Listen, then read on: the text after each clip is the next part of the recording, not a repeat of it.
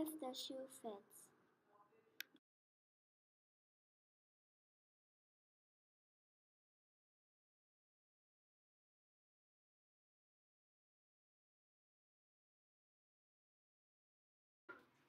There was an old woman who lived in a shoe.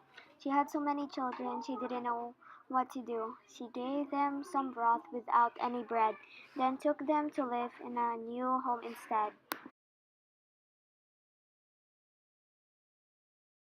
She left the old shoe to reside in a hat, which she shortly discovered they shared with a cat. The cat played a fiddle from morning to night, and then danced with a spoon till they all fled in fright.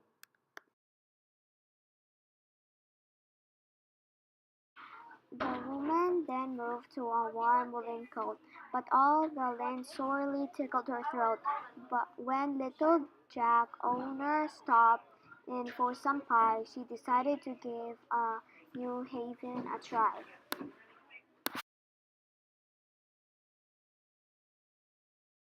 She huddled her children inside a green sock, which someone had thoughtfully hung from a clock, but a hickory-dickory mouse scurried through, and she fled with her broth and her family too.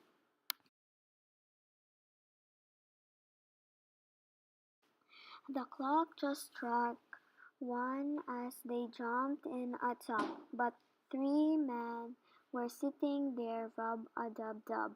A butcher, a baker, a candleman too. So they hid in a wall. What else could they do?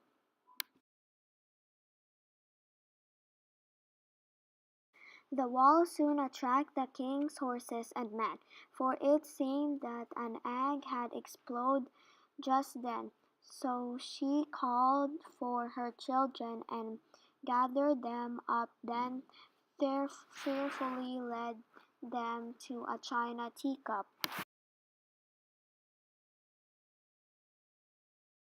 When little Miss Muffet tried taking a sip, the old woman grew peevish and tickled her lip.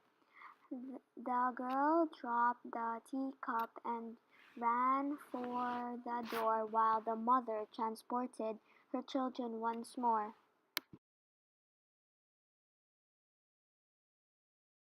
The family then settled inside a torn glove.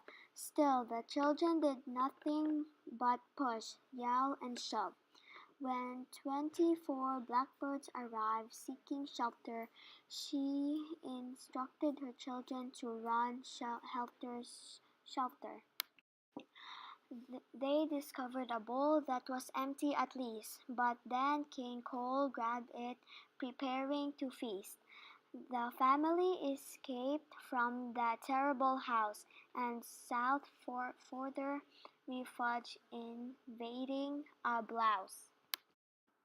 The blouse was seized by the good Queen of Hearts, who slipped it on quickly to start making tarts. So the family did show the seam of her sleeve and into a jar, but would you believe?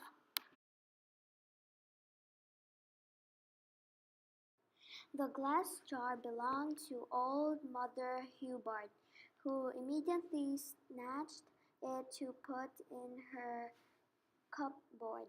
But the woman and children did manage to rock it. The jar overturned and they fell in a pocket.